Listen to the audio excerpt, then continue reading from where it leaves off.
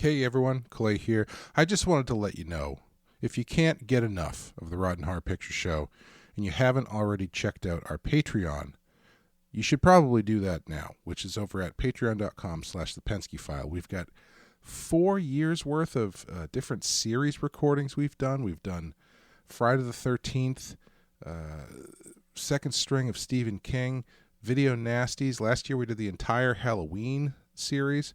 So if you want more of us yapping about horror movies in your ears, then head over to patreon.com/thepenskyfile and check it out. All right, thanks, guys.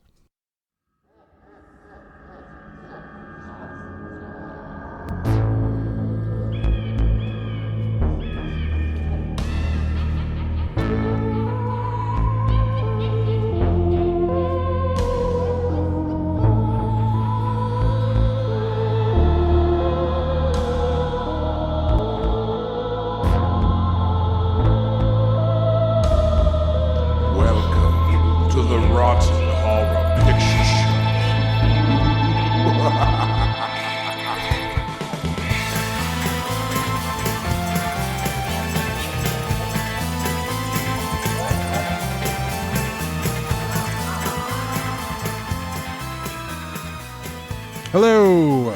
Welcome again to the Rotten Horror Picture Show, the horror movie podcast, where we talk about films off the Rotten Tomatoes 200 Best Horror Movies of All Time list. My name is Clay. With me, as always, is Amanda. Amanda, how are you doing?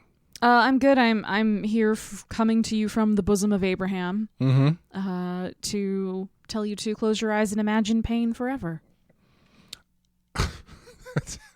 Is this a dominatrix that you're going to? No, this is what Nicole Kidman teaches her children in this movie. Did you identify with the sickness these children purported to have in this movie? You did. Yes. Extremely. I feel like anytime you've gone on vacation, you have 2 or 3 days where you have the sickness. I do. Yes. Yeah. I literally have a version of this. Yeah. Like in real life. I'm not joking.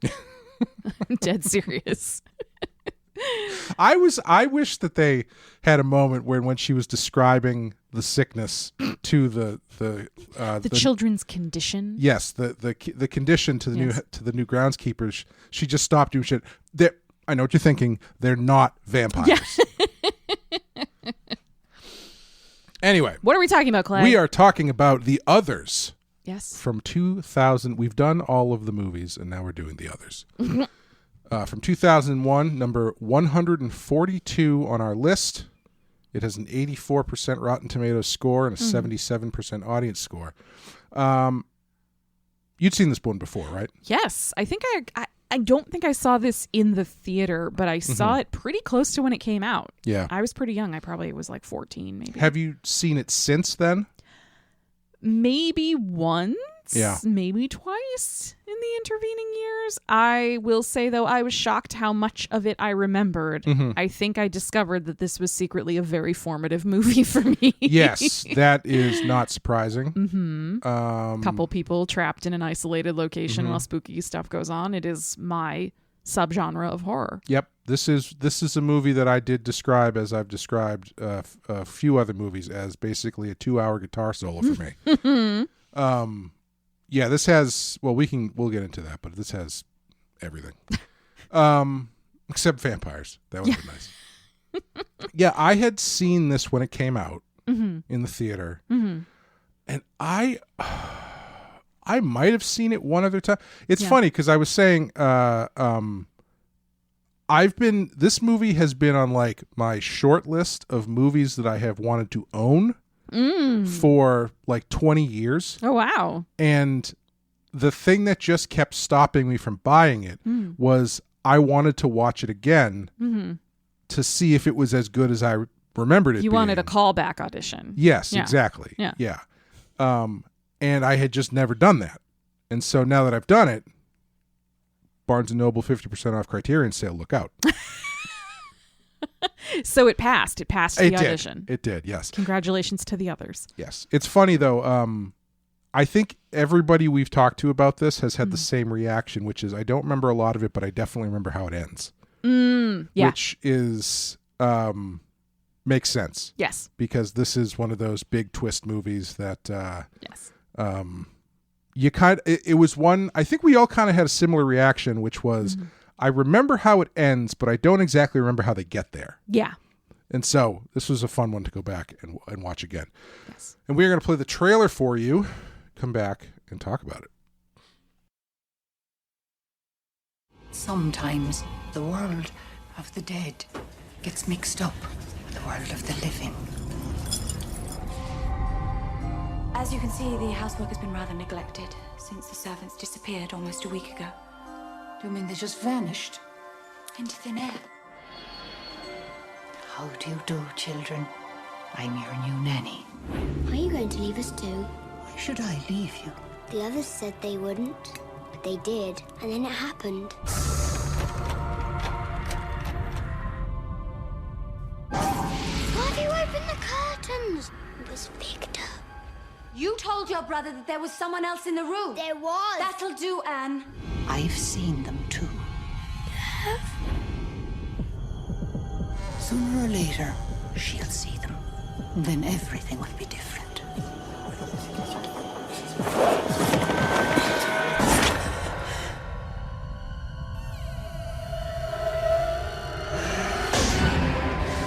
What do you want? They're everywhere. They say this house is theirs. Children! Come here! Run! Can't you hear it? There's someone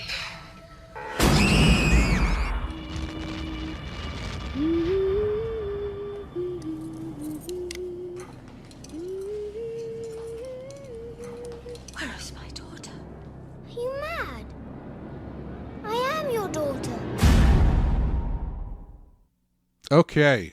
The Others, directed by Alejandro Amenabar, written by Alejandro Amenabar, who also wrote and orchestrated the music, Oh. which you don't see too often. Cool. Starring Nicole Kidman, Christopher Eccleston, Finola Flanagan, Alakina Mann, James Bentley, Eric Sykes, Elaine Cassidy, and Catelyn Stark from Game of Thrones. Mm-hmm.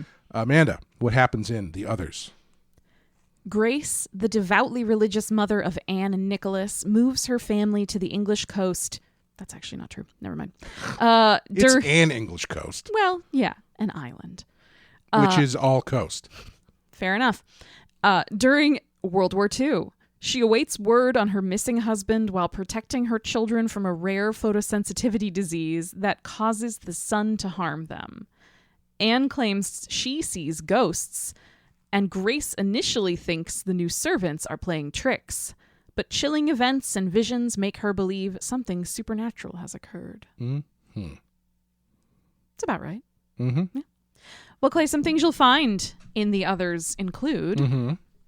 Old Jersey. Yes. The As opposed to New Jersey. yes. The if Old Jersey gets destroyed, Mm-hmm. does New Jersey just become Jersey? Is it like a junior senior thing? Like when the senior dies, you don't have to say junior anymore? I don't know. If we get rid of England, does New England just become England? Only one way to find out. We're on our way. We're on our way based on everything else that's going on. The Four Hells. The Four Hells. Do you remember what the Four Hells are? The Four Hells are the mall, your in-laws' house, any sort of recital, either for you that you perform in or have to go and watch. Okay. And I know what the fourth hell is. what's that? A high school locker room. A high school locker room. Sure. Come on. When you're in high school? Yeah. Did you know anybody that actually took a shower after gym class? In high school? Yeah. No. Me neither. No. They had the shit. No one ever used them. No. Anyway, you'll also find Chekhov's drapes. Yes. Yep. Yeah, sort of the opposite of Chekhov's gun. Mm-hmm. Yeah. Mm-hmm. A literal Necronomicon. Yeah. Finally, a real one, a real Book of the Dead. A real Book of the Dead. That thing is A Book of the Real Dead. Yes, that thing is exceptionally creepy, and It's so effective. it adds, for only being on screen very briefly, it adds so much creep factor to this movie. Yes. And also technically serves the same purpose as magic books usually do, because eventually tells her what's going on later Yeah, but in it the does it in such a simple but concise way. Yeah. Like it works. It's I love that book. Yeah. Cowardy Custards. Cowardy Custards. Don't want to be one. Don't want Cowardy. to have one for a brother. Cowardy Custards. Ominous Piano. Best kind. Post-traumatic stress daddy. That is actually what the D originally stood for. Yes. Until after World War II. Then they changed it to this one. Yeah. Quote unquote secret cemetery. That scene when they go and they're looking for it and he's dumping all the leaves out. Yeah. I was like, this is the worst groundskeeper. You're supposed to put them into the wheelbarrow, not dump them out. No, the point is that he's brought it away from the main house, right? Like he's cleared the paths and he's cleared it out. I don't know. I wouldn't pay him. And last but certainly not least in this movie, highly questionable parenting. Highly questionable. Highly questionable. I mean, ultimately, they seem like they are better off. Dead? Yeah. I don't know. Just saying. I don't know about that. So, this is... I'm glad we went back and got to watch this one again. Yes. Because this is probably a ground floor text for me as far as Gothic movies go. Yeah. Because I think I probably saw this before I had really locked into that whole thing. Mm-hmm. And watching it now was great because I've been watching some Italian Gothic movies. Ooh. And as you probably know, the Italians loved a international production. Mm-hmm. So this one fits right in as a written and directed by a Spaniard, starring an Australian woman playing an English woman, produced by Americans, set in England and shot in Spain. Perfect. A truly collaborative process. Yes. But it's the kind of Gothic movie they don't make too often anymore. Yeah. I feel like you see a lot of the DNA of something like this in a lot of the Mike Flanagan Netflix shows. Oh, absolutely. Yeah. You know, it's kind of trickled through in that avenue. That one, yes, but this is also definitely pulling from the same source. Yeah. Because I think there's a lot of the innocence in this, and the innocence is Turn of the Screw, which is Blythe Manor or whatever. Yes. So what are your thoughts on the others? I really love this movie. Yeah. I'm really, really glad we rewatched it because I saw this for the first time when I was young enough that I definitely did not fully understand like the historical context of it. Mm-hmm. I thought this movie was just question mark somewhere in England. I didn't really comprehend at the time that it's on this little island in the English Channel that's actually closer to France. Oh, like it's closer to Normandy than it is to England. And it is occupied for 5 years by the Nazis. Oh, wow. Okay. So I sort of missed that entirely as a kid watching this. So I think this is like a great rewatch when you're an adult. Yeah. I think this is the most perfect casting for Nicole Kidman. Oh, it's perfect. That has ever... Most perfect hair she's ever had either. Oh, too. my God, yeah. She looks fantastic in this movie. She's so... like outwardly, like physically, she's so put together. Like she's so precise for so much of this movie. And that balance of... like prim and proper and sort of stern along with like wound so tight she's about to snap. She does it so amazingly. Yeah. And I think this is a great example of a movie that is genuinely creepy and scary in moments without needing like gore or special effects. Like it does a great job with the kind of ghosty gags that it has. Yes. Just riding mostly on atmosphere and vibes. Yeah, it's I think you could definitely call this one a slow burn, but it's one where when they finally start hitting you, they're hitting pretty hard. Yeah. And the setup is worth it, you know. The setup, so I wanted to talk about the setup because I think one of the things this movie does really well, excuse me, is it gives you multiple things that are potentially spooky. Yes. But never really tells you which one is the one you should focus on. Yes. And so it does this great thing. You know, we were talking about the kids have this, aversion to light or whatever. Photosensitivity. Don't be prejudiced against my people. A certain translucence about them. Yes. And that in and of itself is weird enough that you're focusing on that thing, which is kind of taking your eye off the ball of anything else that's going on until they're like, oh yeah, also our mother went crazy once and I don't know, we don't really talk about it. And then you're like, oh, okay, should I focus on this? Right. And then they're like, also there's a child ghost upstairs. And you're like, oh, wait a minute. So I should focus on this. Also, that advertisement for new help was never actually sent to the paper. Right. And these 3 servants just showed up on the island out of nowhere. And they've quote unquote worked at the house before. So do you focus on that? Right. Yeah. It does a great job of, even when the kids are first introduced, they're introduced like monsters. Yes. You know, yeah. like Nicole Kidman's character Grace has met these 3 servants at the door and is giving them a tour of the house / kind of an audition for them to have jobs. And when she says, you know, she's primed them for, you have to lock all the doors every time you go into a room, you lock the door behind you. Which is, sorry, not to cut you off, but that's another thing that they drop on you. Yes. That doesn't really, that's definitely a red herring because it's weird. Right. And it's like, okay, what's going on with the house? But they never really bring it up again. But right. Well, what it does is it serves to make every unlocked door terrifying. yes. Like Yeah. every open door becomes like, wait, none of these doors are supposed to be able to open. So it makes all of them a mystery without having to belabor the fact every time. Like you don't have to explain every time the camera shows you a door slowly creaking open why that's scary. Right. Yeah. It's like, oh, it's scary because all the doors are locked all the time. But yeah, you get this lead up to meeting the children that is your introduction to Grace, and she's so rigid and yet obviously fragile. Like she's a woman who's very much clinging to outward manners and sort of outward social status.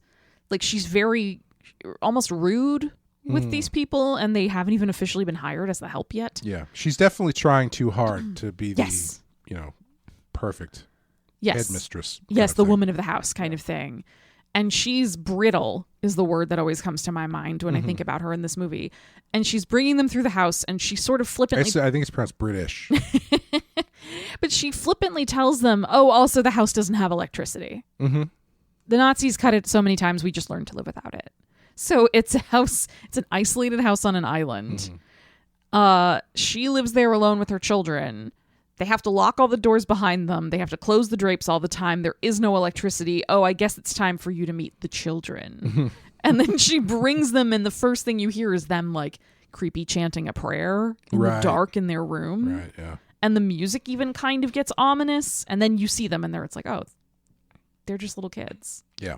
So like even the way this movie introduces you to each kind of character or grouping of characters it sets you up with the expectation of something is off here. Yeah, it's so interesting how effectively it does that too, because you've got the 3 who show up at the house immediately look suspicious because they're all dressed like they just came back from a funeral or possibly participated in one. And then, like you said, they introduce the kids. Yeah. And then the mother is introduced as clearly barely holding it together. Well, the first scene of the movie where you meet her is her waking up in bed screaming. Yeah. As one does. That's your introduction to her, though. And her kind of gasping for breath. And then the next minute, she's like very put together.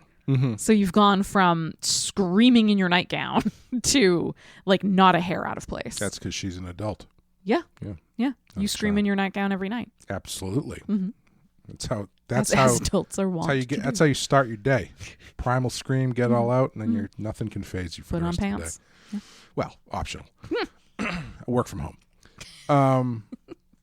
And the kids in particular, we should talk about because amazing. Yeah, like, very, very good actors. I actors. don't know where they got these kids. And they, you can tell that they're smart because they didn't really stay in the business. Like the girl who plays Anne, fantastic. Yeah. One of the best child actors I've ever seen. She did like 2 other things, and then she left the business and I looked her up. I believe she is she's some sort of artist. She does medical illustrations. Oh. In like 3D, like computer design and stuff. Neat. Pretty interesting. I don't know what the other kid does, but but yeah, I mean, I mean, I guess I'm glad that they chose something more emotionally structured with their. Not that being an artist is much more, not that I can speak from experience, but yeah, they're both really, really good. Yeah. And they don't have a lot of that. The boy has it a little bit, but they don't have a lot of that kid actor veneer on them, where it's like, it's almost like watching Bela Lugosi, where it's like, well, okay, he's learning these words phonetically. Like, he doesn't really understand what he's saying. Yeah. Like the kids, their emotions, especially the boy being scared. Yeah. Excellent stuff. Yeah, and it's kind of amazing that they found these two kids for these roles, because so much of this movie rides on those kids. Yeah. I think if the children in this weren't good actors, the movie wouldn't succeed the way it does. Yeah. And then also because they even once they start introducing some of the supernatural stuff, they've set up the relationship of these characters and these siblings to the point where in such a way where even then you're not totally sure it's not just the girl screwing with him. Right. Because that scene in the bedroom where she's like talking to Victor. Yes. You hear Victor's voice, but you don't. She's turned away from the camera, right? So you don't know if she's just making the voice, right? And so right. And you're talking about kids, so it's Yeah. really easy for a little, not really easy, but it's possible for a little girl to imitate the voice of a little boy more than it's typically possible for most women to imitate the voice of a grown man. That you just described, like 75% of spiritualists in the early 1900s. Yeah. Little girls making weird voices, and then for some reason there was a religion. Yeah, formed everybody around just believes it. Yeah. You know how disappointed I was when I was reading about the Fox sisters, and then finally it's like, oh yeah, they explained what they were doing, and they were literally just like cracking the knuckle in their toe. Yeah. To make, I was like, really? That's all it took. Yes. Was look, people were deeply bored and deeply depressed. Yes. 'Cause that's what happens when an entire generation gets wiped out in war. Yeah. Like what happens in this movie. Yes. Yeah. Good setting. Good time period to pick. This movie does a great job of explaining why these people are so isolated in a way that makes perfect sense in terms of the context and the time period. It's not like some of the movies we've watched, like for instance, some of the Friday the 13th movies, or even some of the Halloween movies, where it's a little bit like, this is just a town. Like, why don't these people just leave? Like, why don't they just get out of the house and find a neighbor or do whatever? This movie so clearly locks these characters into this setting in an inescapable way that then makes you understand why they just stick it out. Like, they don't go stay at grandma's house or something because there's no grandma's house to stay at. Right. They're very, very isolated. And they do give you that sort of cliche English stiff upper lip kind of thing. Yes. Where it's like, well, we're not going to just leave. Right, right. Doesn't she say something like, I for 5 years, I kept, I didn't let a single Nazi set foot in this house? Yeah. I lost what I was going to say. It's, I was trying to figure out where in the timeline they are in reality. So like, because it says it's 1945. Yes. But it's probably later than that. I was kind of wondering, not to jump to the end, but do you think they should have gone more modern with the people they show at the end? Because it looks like it's like only a few years later, based on what they're wearing in the cars and they're driving and stuff. Yeah. Where I wonder if it would have been easier to parse out if they were like driving a Ford Taurus or something. No, I mean, I personally like that they keep it pretty contemporary to the timeline of both, like, when, spoiler alert, Grace has killed her kids and herself versus the new owners of the house. Like, I like that because it shows that, there was a process they had to go through to accept the reality of their situation, that they were the ghosts. I think if you pushed that too far in the future, it would be like, wait a minute. So they've just been like Then it becomes Beetlejuice. Right. Yeah. Like they've just been living like this for years and they didn't notice that they were dead this whole time. Like Yeah.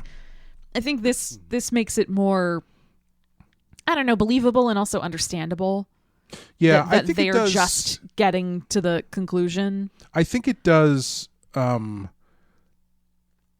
really good job of doing what a movie like this should do, which is it gives you answers, but it doesn't answer every question. Yeah.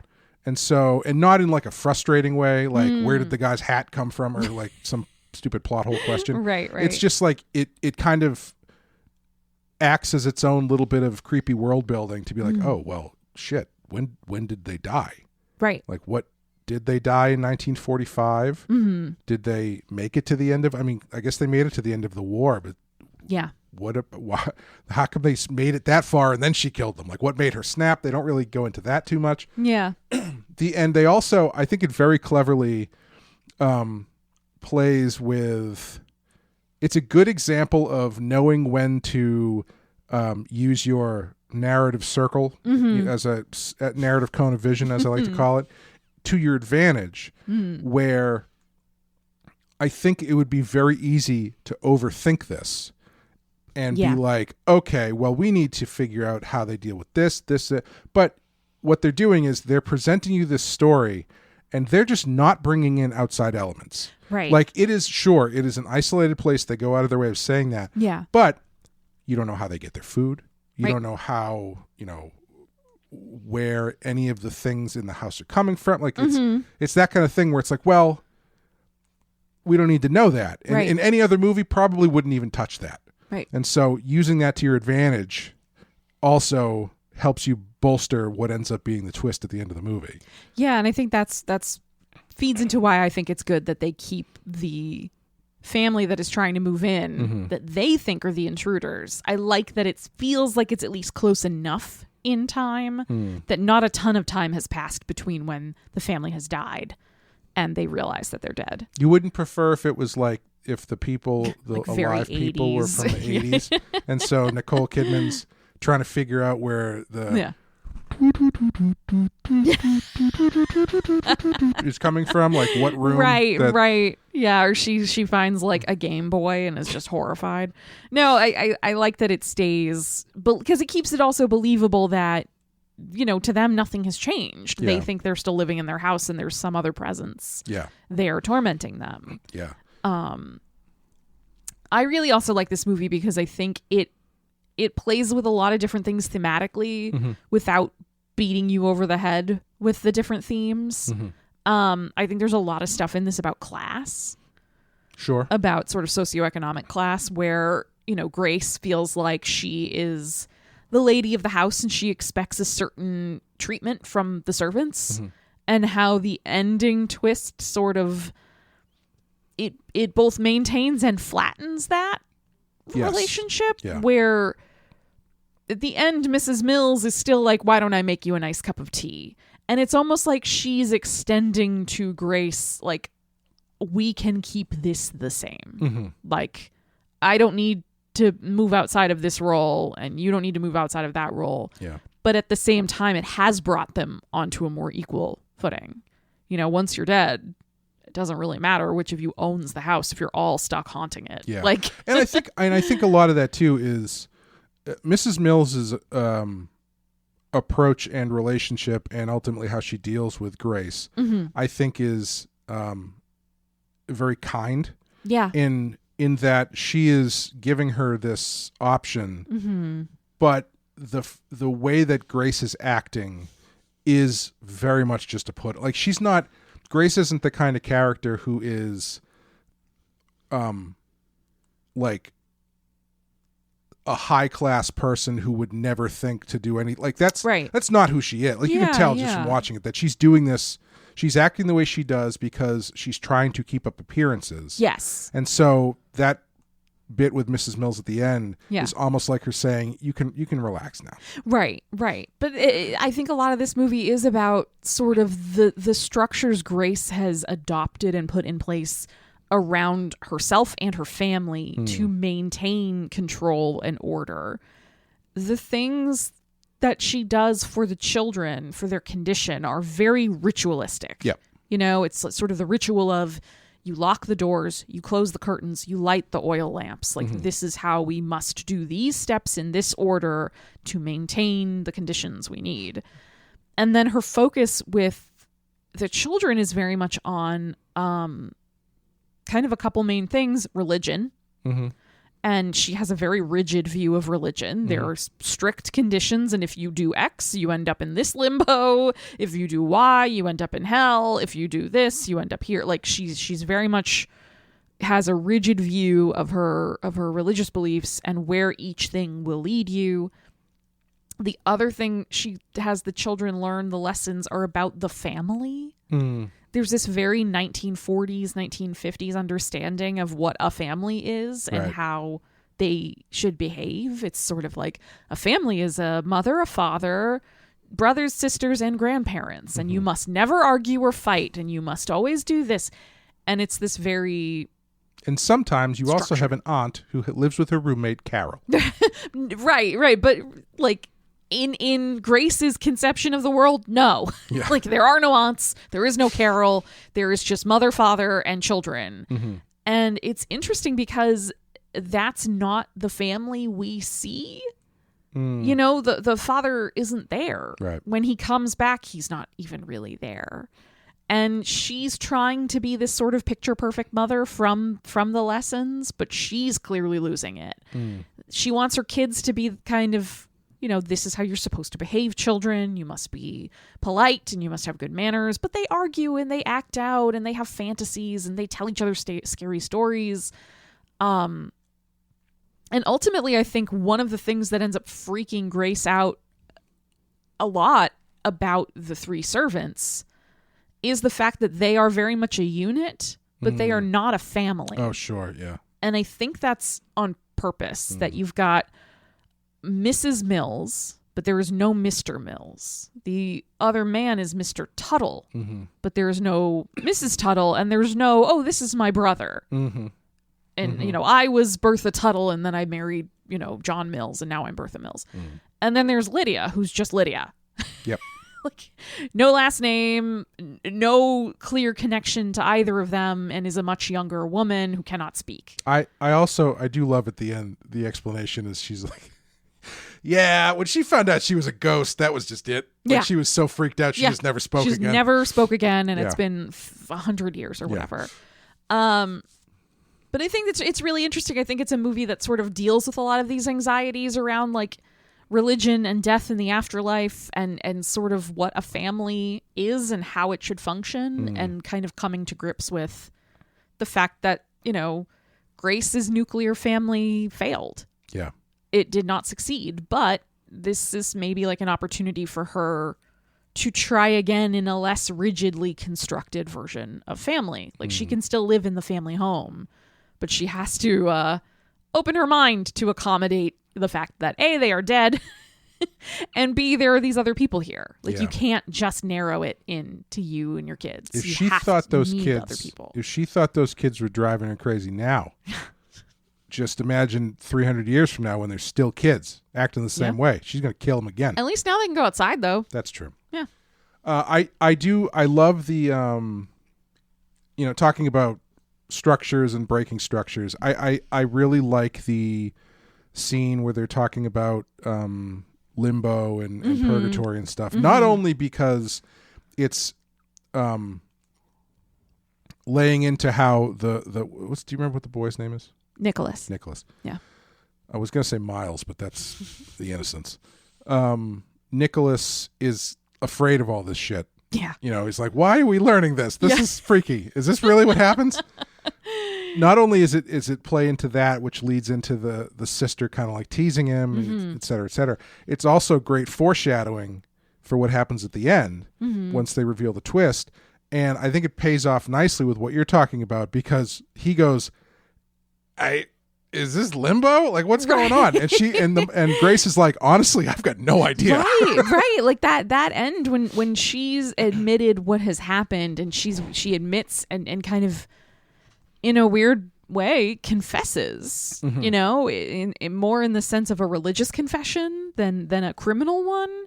She sort of confesses to her children, like, I'm going to tell you the whole story. And she explains to them everything that actually happened and what she did. And she kind of has to admit that all of that control and all of that certainty that she had is just gone. Like, it's all thrown out the window. She has no fucking idea what's happening, just like they don't. Yeah. Yeah, it's a really I find it to be an interesting way to approach a character who is clearly very religious, but what they're confronted with doesn't entirely, it's not going out of its way to disprove anything, right? But it's definitely making her go like, oh, I mean, I guess there's, as someone once said, there's more to heaven and earth than your philosophy. Paraphrase.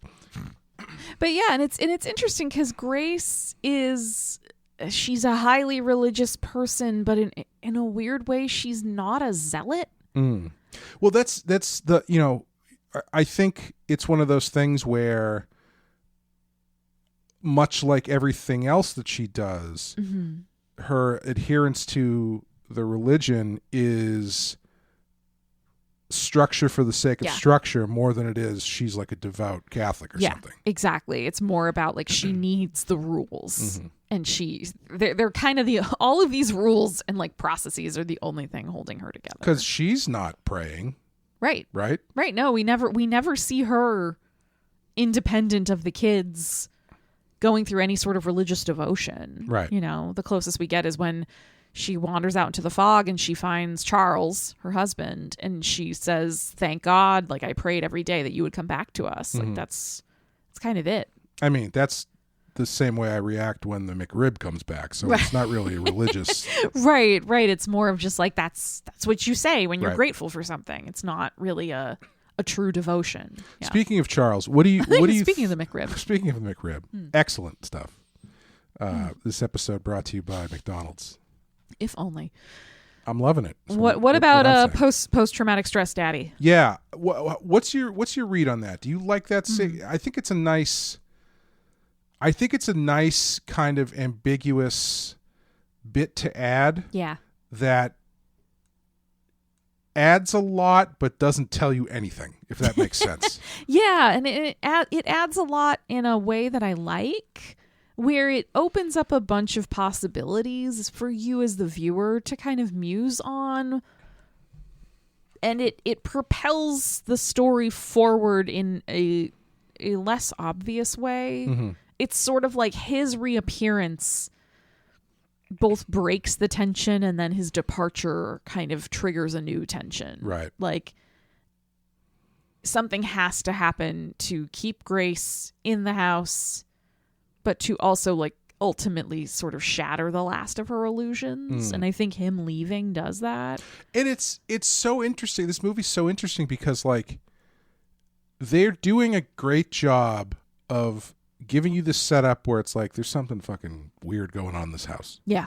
And then when he shows up, at no point is she like, by the way, ghosts in the house. Like you're just focused on them. Right. She throws the whole thing about ghosts in the house out the door. Like she doesn't care about it. She starts saying she doesn't even believe it anymore. Yeah. Anne gets mad at her and says, "But you said there were people here." And Grace flat out says, "No, I didn't." And it's like she just reneges on it entirely. Yeah, and it never feels like they're abandoning the concept of the movie or anything. Right. They are focusing in on a new part of this mystery. Yeah. That is more important to it's you know, the movie is sort of a smoke screen or fog, if you will. Fog screen. Yes. Yeah, to what you're supposed to be paying attention to. And I think this does a really good job of seeming like it's not related, but it actually is very related. It's just it's a nice beat. Yeah, and it's super in character that Grace would, the minute she had an opportunity to go back to her sort of rigid understanding of what reality and life is. The minute she's thrown any sort of lifeline, she grabs it. Like, she is so deep in denial, and the work of dragging her out of that denial, like, of course that character backslides. Of course she wants to go back to believing that, like, no, everything's going to be fine now. We're going to be a normal family and everything's going to be normal. Like, yeah, of course she's clinging to that. That's very in character for her. And then I think in retrospect, when you reach the end, it opens up a lot of interesting questions that are just kind of fascinating to mull on as a viewer. I don't think the fact that they're unanswered takes anything away, like you were saying earlier, of, okay, so he died. Like, he dies in the war. But we don't know how, and we don't know at what point, and we don't know any of that. How did he get back there? What are the ghost rules? Right, and we can kind of extrapolate what those are, what we might like them to be or think that they are, but we don't really need the exact answers to it. Yeah. You know? And I think that interlude also, like, the fact that they clearly confess things to each other, and we don't get to see it. Like, there's a moment where they're starting to have a conversation, and then it cuts away, and then when it goes back to them, she says something like, she's saying to him, "I'm sorry," and he says, "I'm not the one you need to apologize to. You need to apologize to the children." And she's like, "But I would never hurt them. I would never do that." And it's like, but you already did. Yeah. You know. Yeah. Big year for Nicole Kidman screaming at her husband in her underwear. Because I believe every year should be a big year for that. I think this is the same year as Eyes Wide Shut, or like probably after. I can't remember. After? Yeah.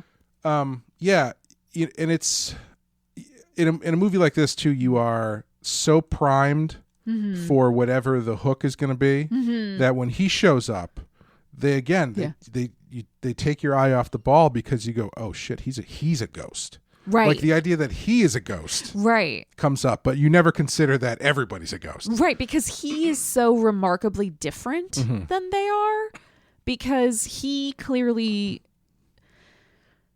if he were alive, I keep joking about post-traumatic stress daddy, but he would have PTSD. Like, he was a classic shell shock case. And it means that his behavior can sort of be explained. Yes. Yeah. But it is also so weird. And that he would rather go back to the front of a war that's over than deal with his wife and kids. But even just that, like, when he shows up, like, I think one of the first lines he says, sort of apropos of nothing, is, "Sometimes I bleed." Yeah. Which is, you hear that and you have to immediately think, oh, this man is deeply fucked up. Whatever has happened to him, whatever he has seen, has, like, shattered his psyche. Or just a poet. He can be both. Yeah. Could be both. Is he shattered, or is he Yeats? I don't know. I think Yeats was also shattered. Probably, yeah. When was he around? Do you know? Don't quiz me. All right, never mind. Probably around the same time as this. Yeah. I think he was alive for World War II. Was he a World War I? I guess I could look it up, but I don't care enough. I'll probably look it up later, but that doesn't help our podcast audience. No. Great. I know I've plugged this book before, but great book called Wasteland, which is all about T.S. Eliot.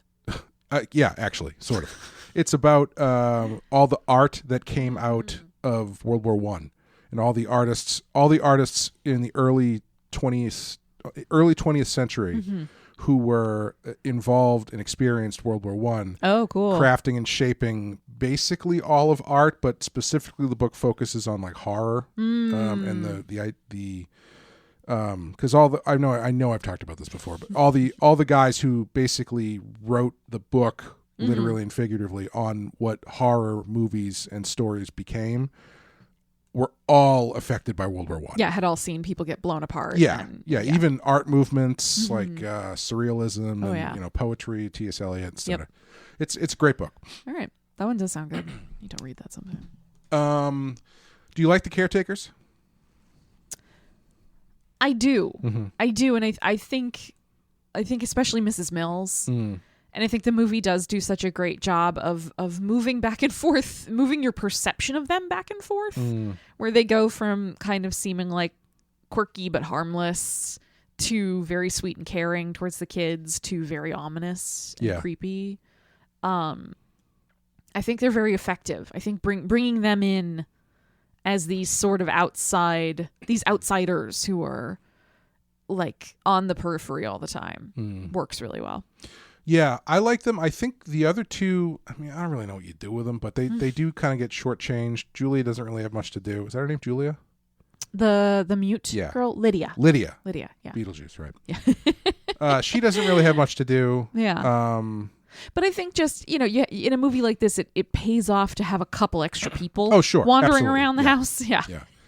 And again, I think they use them really well to obscure what the actual move in the movie is. Yeah. Because you've got your mini cemetery, which I thought was very funny until you pointed out it was very thematically appropriate. That Grace talks about her husband saying, "Oh, there's a small cemetery somewhere on the grounds. I don't know where it is, though." Yeah. And when they find it, you can see it from the house very easily. Right. But as you said, she's right. There's a whole theme is that she can't see what's right in front of her face. Yeah. But when they when they finally reveal the cemetery, once they reveal, since there's 3 caretakers and 3 people in the house, it's a nice little swerve, because if you were thinking, oh, they must be ghosts. Yeah. The Grace and the kids must be ghosts. 3 tombstones. They reveal it to be the caretakers. So that, again, takes your eye off the ball. Oh, they're the ghosts, not everybody. And the way that it happens in that moment where, the children are upset with Grace and their dad has left again. And Anne sort of says, I'm going to go find Daddy. Like, I'm going out into the woods. I'm going to go find him. And so Nicholas follows her. And it's the 2 kids kind of like, I know it's not the moors, but it looks like they're out on the moors. Oh, sure, yeah. It's all foggy and misty, and they're alone in the dark, and they find a cemetery. Kate Bush is spinning around. It's amazing. Yeah. And they're halfway between the house and the forest. And the caretakers are coming out of the forest, and their mother is coming out of the house, and the kids are smack in the middle. And it's constructed so well too, of that moment, that sort of ambiance of what's happening. It's great. And once they reveal that the caretakers are ghosts, the next few minutes, which is just them very slowly walking to the house, very effective. Yes. They don't have to do anything creepy. I mean, they're not trying to do anything creepy, but just existing the way they do is creepy enough. Yeah. It's when they walk right up to the door. I thought they were going to walk through the door. I did too, and I feel like it's shot almost so that you feel like they could. Yeah. You feel like it wouldn't, like there would be no resistance if they shifted forward. They would just come right through. The black of the silhouette of the door just blends perfectly with the black of what they're wearing and the shadows on their face. So it's like you're almost, like you're saying, almost expecting them to. And they don't sound like they're talking through a door. They sound very immediate. Right. Like when they're speaking, it doesn't sound like muffled or distant. It sounds very clear. They do come from the Shining world of ghosts, where they just talk very casually, and they're like, "Excuse me, sir. We were discussing the fact that you must kill your parents, or your family, rather." I think it works though. Yeah. No, I think it's really good, because again, Grace is freaking out. Yep. She's got a reason to freak out. She's been shooting the rifle at them and nothing's happening. Yep. So it's like, oh no, they really are ghosts. Yeah. But yeah, I guess we'll get to the twist here. The Sixth Sense was the ultimate twist. That one was definitely in the 90s. 99. So okay, this is a couple years later. Yeah. Because I can't remember if when I saw this in the theater, my first reaction was, oh, well, it's kind of like The Sixth Sense. Because this was the era post Sixth Sense where it was like, okay, give us a ghost movie with a twist and you got a green light. You get The Ring. You got, this also was, I think I talked about this in the Ring episode.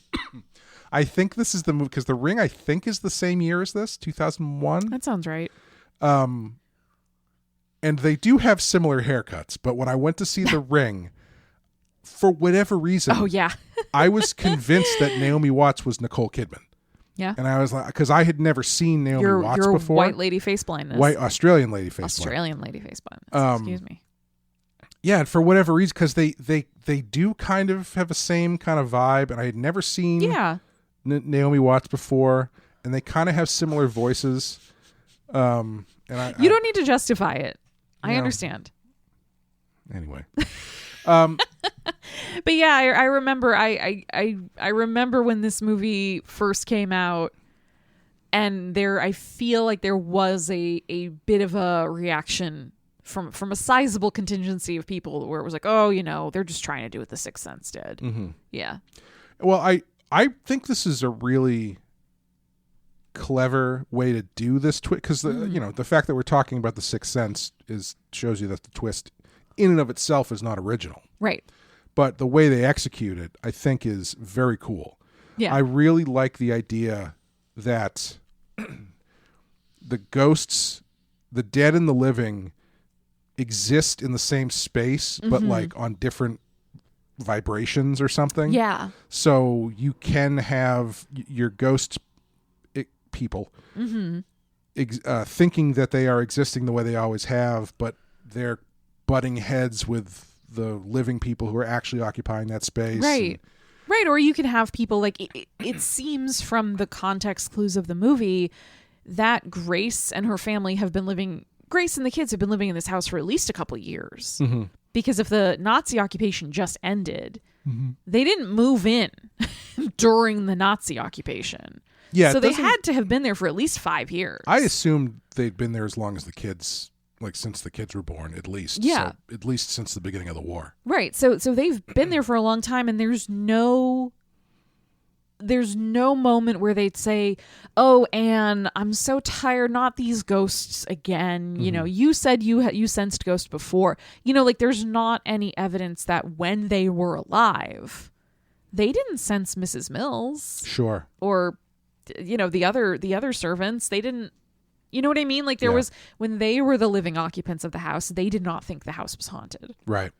So it's really interesting that, there's this sort of, I think Mrs. Mills even talks about it, where she said there will be other families or there'll be other occupants. Sometimes we'll sense them and sometimes we won't. Yeah. It's just sort of like, depending on where you hit the band and the radio stations might overlap kind of thing. But yeah, I love the way that they execute it. The bit where she dresses the daughter in the first communion dress, and basically she looks cute and everything, and then through the magic of throwing a veil over her face. The whole movie basically like drives to this one bit where it's like, okay, she's wearing this thing, she's in this room with all the shades closed. Yep. She's got one candle in front of her. Yep. She's dressed like the bride from the Haunted Mansion ride. Yes. Of course something scary is going to happen. Yeah. And the payoff is excellent. They put it in the trailer. I remember that's a very, very clear memory of that bit being in the trailer. I remember that too. But it still works. Yeah. Yeah, there's a lot of moments in this movie that I think do a great job just building it off of atmosphere. To kind of freak you out. I think the scene where Grace hears the piano playing and goes down into the music room and finds, as she approaches the door and she starts to open the door, it stops. Yep. And she goes in and the piano is open, and she closes the cover and locks it and starts to leave the room. And the door starts moving on its own and all of that stuff. And then she's kind of testing the door to see if I push it open, does it close on its own again? What happens? Yeah. And then the door slams so hard on her that it throws her backwards. Yes. Yeah. I think that worked really well. Like, I remember when I watched this and that scene, like the tension of it, like the fact that she's in that room kind of playing around with things for so long before something happens, I think is really well done. Yeah. And once you get the reveal at the end too, I mentioned that the door locking thing is very prominent, but they never really talk about it after everything gets going. You can draw your own conclusion that her locking the doors is the ghost activity. Yes. That set these people down the road of figuring out what the hell was going on in the house. And the drapes kept closing. Yeah. Like that's the thing that's so interesting. Like once you get to the reveal and you realize that it's flipped from what you initially think in this movie, it's really fun to sort of mentally re-examine the movie you just watched. Yep. And think of all of the ways in which the things that your characters have been doing, which at the time seemed fairly normal for their situation, if it's years later in this house and they're the ghosts, that's terrifying. Yeah. Like there's a little girl walking around humming to herself in a pure white dress with a floor-length veil over her face. If you ran into that kid in your house unexpectedly, that would be scary as shit. Yeah, or like 2 rooms away, you're always hearing child voices praying. Yes, yes. Or poor Victor who feels the presence of 2 other kids in his bed at night. Yeah. Like that stuff is classic horror movie, like haunted house movie stuff. Yeah. So it's really fun to go back through it and say like, ooh, yeah, that would be scary. I know we talked about it off air. We haven't talked about that movie Presence at all, have we? That just came out on. No.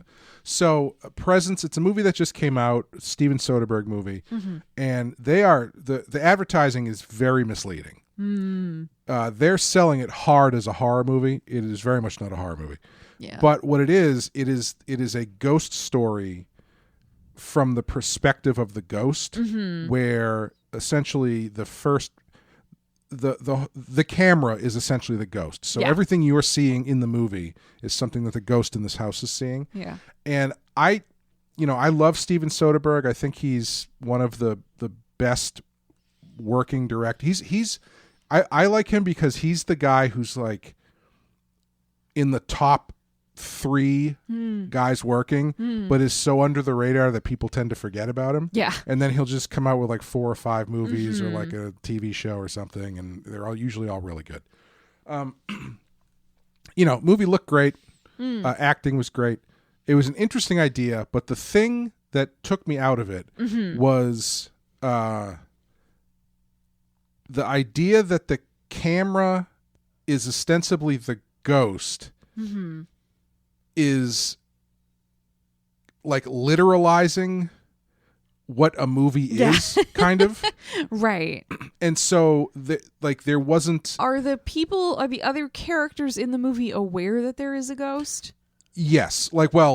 In the way that you are in a haunted house movie. Sure. Where one person sees things get moved or whatever, Okay. But it's like, I understood what they were going for, but it didn't quite really work for me conceptually. Yeah. Because at the end of the day, what you're ultimately doing is just watching a regular movie, except the camera has like some say on what happens. Right. This, I think, is a much better exploration of ghost story from the point of view of the ghost. Yes. And played for horror more than, experimental family drama. Yeah. Yeah, which this movie has plenty of that too. But sure, yeah. Family drama, Yeah. Yeah. Yeah, is there anything else you want to talk about in this? I don't know. This movie is really interesting because I think it's kind of fully formed in a way. Like there are a lot of movies we talk about where we like to sort of play armchair writer and say, well, maybe it would have been better if they did this, or it would have been interesting if they had more like this. This one feels like such a complete piece. It's pretty tight, yeah. Yeah, like you wouldn't change, if you were to try to change anything, it would fundamentally change the film into something totally different. I heard that there were rumors that they might try to remake this, and I really hope they don't. No. This is one that I don't think requires a remake. No, I think once you have this, like, especially where it is a period piece, so you can't even say like, well, it's really dated, or right. It's not the type of movie where, and it's not dated at all. It's not dated at all. Yeah. And there are some movies where you watch it and you say, oh, it'd be really cool to see what they could do. Like clearly when this was made, effects just weren't where they could be at now, and the budget was really low. If they remade this, they could go so much bigger with these effects and it would look great. This movie doesn't have any effects really. It does. Oh. Yes. Interesting. So I remember years ago seeing like a making of thing about this, and they were saying that the fog effects were a huge pain in the ass. Oh, interesting. And all of that is digital. It's all Really? it's mostly digital fog. It looks great. It looks amazing. Yeah. And this is 2001. I feel like it would look worse now. No, I almost definitely would. It almost definitely would. And they just put the elbow grease into it the right way to make it look fantastic in a way that most other movies at the time didn't. Yeah. And as you're saying, even now, like when there's fake fog, you can tell. Yeah. It looks terrible. Yeah. But yeah, this is one where like not even the CGI I think has aged because it's so well folded into the look of the rest of the movie and doesn't stand out. The only time that like it gets a little dicey, and I don't even mean dicey in like it looks bad, but dicey in that it doesn't feel natural, is when she goes out and she ends up in the big soup. Yeah. Like that feels like, okay, clearly they're, zhuzhing it a bit. Right. And you can kind of explain that away. Yeah. By saying, something supernatural's happening. Yeah. Like, of course it doesn't feel normal. Yeah. It's just, I think it's an extension of the rest of the movie, which is we know what we need to do and we're going to execute it to the best of our ability. Yeah. It's not like the remake of John Carpenter's The Fog, where it's like, well, we got like 155 different fog effects we got to do and we'll do the best we can. It's like, no, they focused in on what the fog was there for and they killed it. Yep. I agree. Do you think that the pacing of this movie is too slow? Because I think that's a criticism this one gets a lot, is that people find it meandering and kind of boring until the end. I don't know. I mean, I guess it depends what you're looking for. Yeah. Like, so that's one thing I will say. If this was I kept thinking about The Conjuring a lot when I was watching this, mainly because like that shot of the tree with the cemetery and the house feels like the poster for The Conjuring. Yes. And I just kept thinking, if they remade this, it would probably be a lot quicker and there'd be more shit in it. Yeah. And I just don't more think creepy little songs in the background. Yeah, I just don't think that would add anything to the overall appeal of this. Yeah. And I mean, like, like I said, they don't really make them like this anymore. Yeah. And they didn't really make them like this for a while before this. Yeah, yeah. Because this fits right into the 70s, early 80s kind of haunted house classic movie. Yeah. Mr. Tuttle, the caretaker, that's the same name as the caretaker in The Changeling.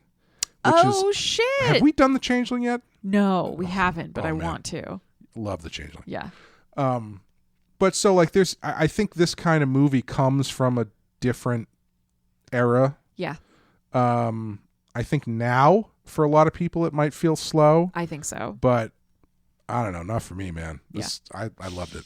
I loved it too, and I'm not saying I would change anything, but I can see that criticism happening. A lot of people saying like, "Oh, it was too slow, it was too boring. I couldn't get into it." I think it's tough because, like we were talking about, they spend most of the movie kind of sending you down the wrong path. Mm-hmm. So, like, what would you do to up the pacing? Well, okay, more ghost stuff. Right. Well, what does that mean?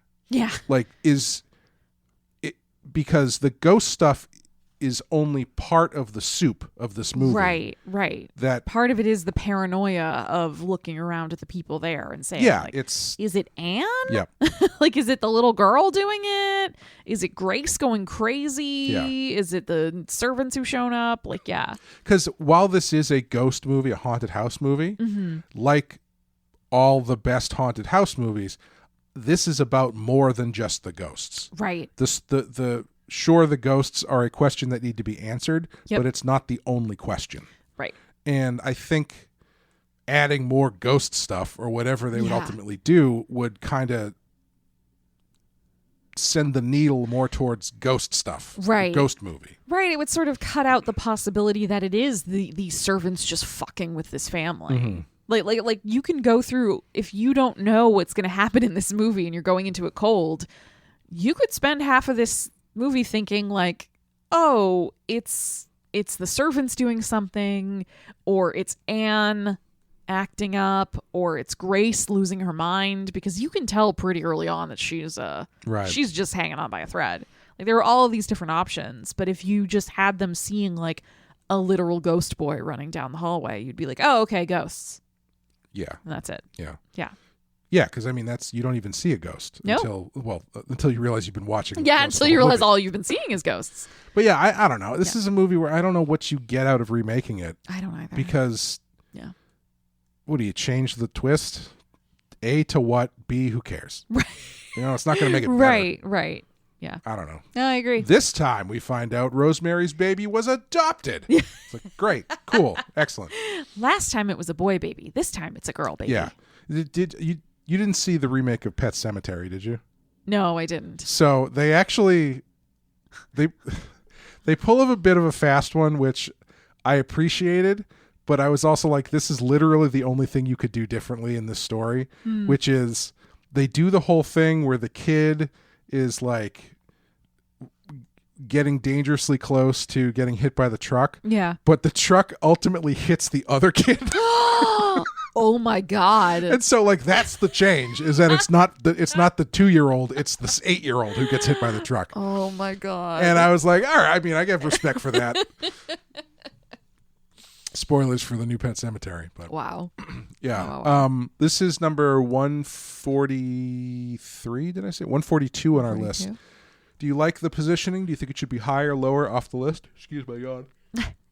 I like the positioning. Yeah. I feel like this is one of those movies where I don't think it had an overwhelming impact on the genre. I don't know if I agree. Oh. As I wag my finger very... Yeah, that was very pedantic. Yes. No, because I'm thinking, as like I was saying, I was thinking about The Conjuring, and I kind of feel like maybe I'm just giving it more credit because I like it so much. Yeah. But I do feel like haunted house movies have kind of been chasing this one a little bit. Interesting. But I could be wrong. I mean, I don't dislike that take. Mm-hmm. I hope that's true, because I love this movie. I think it's great. Yeah. I 100% would understand why other like directors would aspire towards something like it.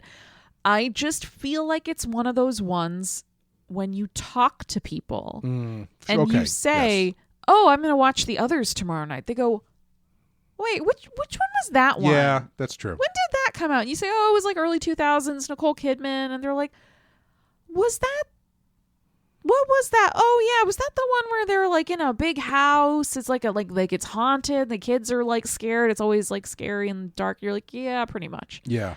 Like, it's interesting how, I can't speak to what it might have inspired inside of the film industry, but I do feel like in sort of popular imagination, this one has fallen out of favor a little bit. Yeah, I will agree with that. Yeah. So it's interesting because I don't think it's what springs to mind for most people if you say, quick, think of a great haunted house movie from the last 30 years. Sure. I don't think a lot of people would be like, this one. I think they'd go for The Conjuring. Something like that. And I think maybe what I'm thinking of too is I might be conflating using The Others as inspiration with using everything the others use as inspiration. Right. Totally. So my point though is that while I don't think this was some big touchstone moment in the genre that had ripple effects through the years right after, I do think it was sort of a herald of some things that came later. Sure. I think it is one of the earlier examples of a movie dealing with grief and regret.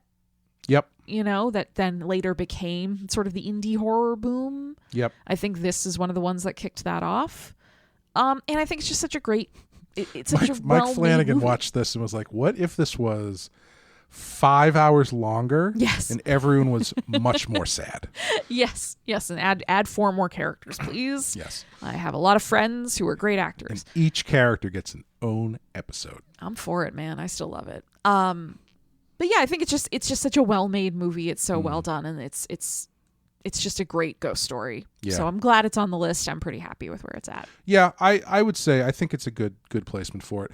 I think this is a strange one because while it does come out in that sort of post Sixth Sense horror boom of the late 90s, early 2000s, I think this is one you said it kind of has fallen out of favor. I think this one only lives in the memory of people who would now be between the ages of like 35 and 45. Yeah. Like it's a very millennial movie. Yeah, yeah. And I don't know if younger people, if they're going back and watching horror, if they even do that. I don't know. If it's not available on TikTok, you know what I'm saying? Old people. Jesus Christ. Why do they dance? I'm sure people younger than 35 are going back and watching horror movies. Is there that you can't make a TikTok trend out of Nicole Kidman smothering her children?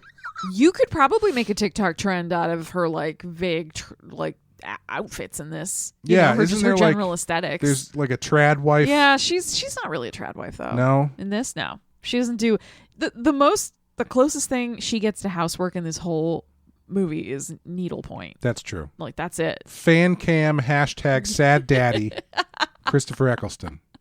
Post-traumatic stress daddy. All of the shots of him he's with not just sad, he's deeply traumatized. All of the shots of him run Crying through a filter that's like sparkles, and then people go, "Look at my artwork! Don't you love how talented I am?"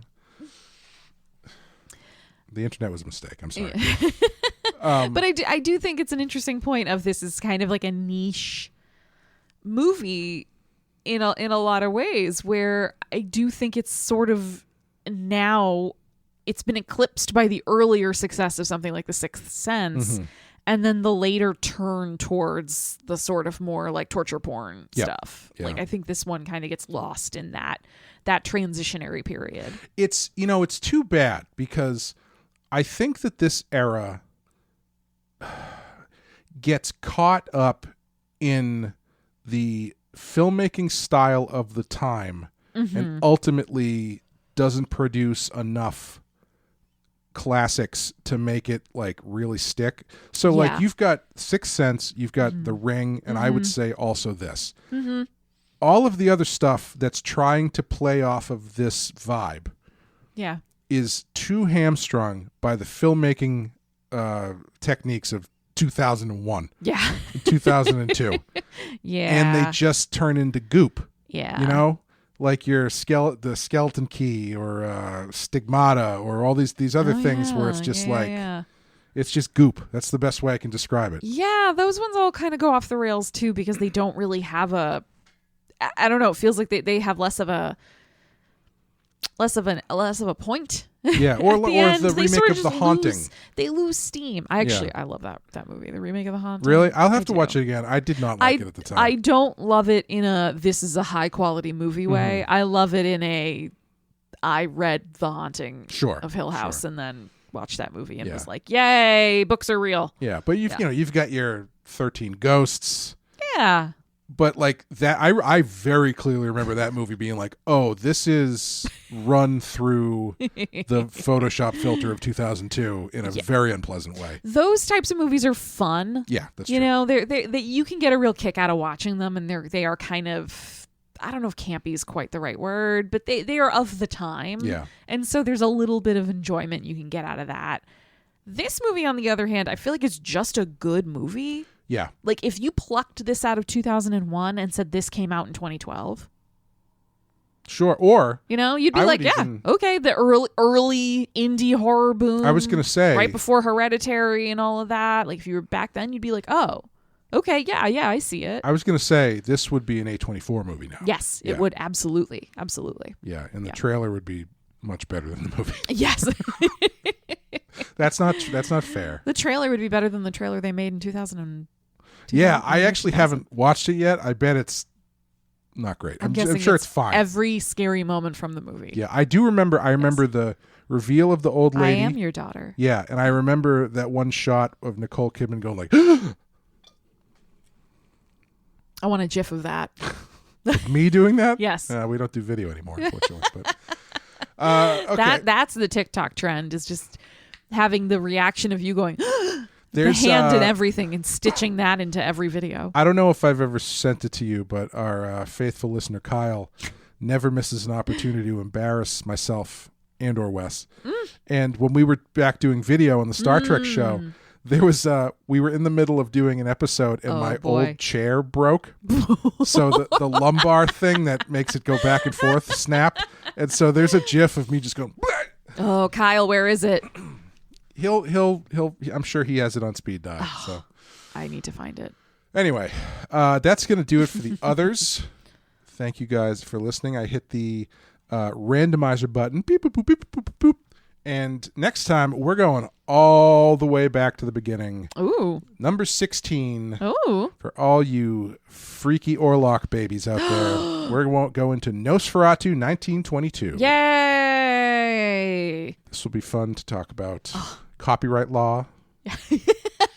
and how Bram Stoker's widow would not let it go. Man, if ever you needed something to point to for the benefits of piracy. I mean, I can't say I'm a pirate everything person. Look, she was just encouraging creativity.